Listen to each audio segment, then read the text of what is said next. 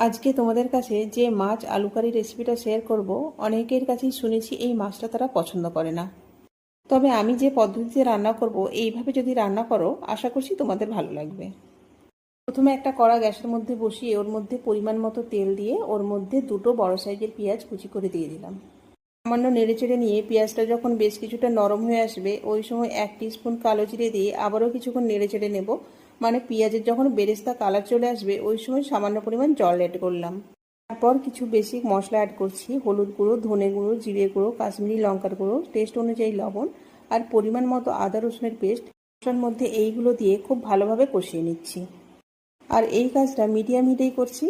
2 থেকে 3 মিনিট এই মশলা কষানোর কাজটা খুব ভালোভাবে করে নিতে হবে। আর মশলাটা কষানো হয়ে গেলে দিয়ে দিচ্ছি ভেজে রাখা আলু আর পটল। এখানে একটা বড় সাইজের আলু 4 ভাগ করেছি আর দুটো পটল 2 ভাগ করে নিয়েছি। মানে আলুটা বেশ মোটা সাইজ করে কেটে নিয়েছি। এতে দেখতেও ভালো লাগবে আর খেতেও অনেক ভালো লাগবে।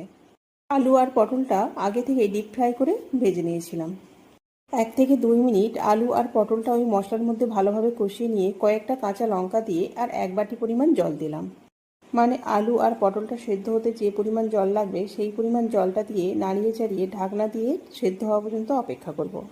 মিডিয়াম হিটে 5 থেকে 7 মিনিট পর ঢাকনাটা খুলে আলু আর পটলটা যখন সেদ্ধ হয়ে যাবে, ওই সময় ভেজে রাখা মাছগুলো ওর উপরে দিয়ে দিচ্ছি। ঝোলটা অনেকটাই কমে গিয়েছে, তাই মাছটা সেদ্ধ হওয়ার জন্য হাফ বাটি পরিমাণ গরম জল অ্যাড করলাম। মাছগুলো ওই ঝোলের মধ্যে সামান্য নাড়িয়ে চাড়িয়ে দিচ্ছি যাতে ভালোভাবে সেদ্ধ হয়ে যায়।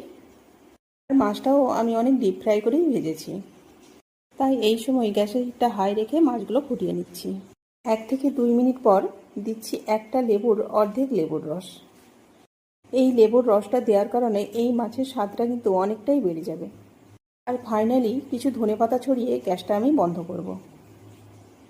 ওখানে নিশ্চয়ই বুঝতে পেরেছো এটা কী মাছ? হ্যাঁ, ঠিকই ধরেছো, এটা হচ্ছে সিলভার কাপ মাছ। তবে তোমাদের ওখানে যদি অন্য কিছু নামে পরিচিত হয়ে থাকে কমেন্ট করে জানিও। অবশ্যই বাড়িতে একবার এই পদ্ধতিতে রান্না করে দেখবে। যারা পছন্দ করো না, আশা করছি তাদের খুবই ভালো লাগবে।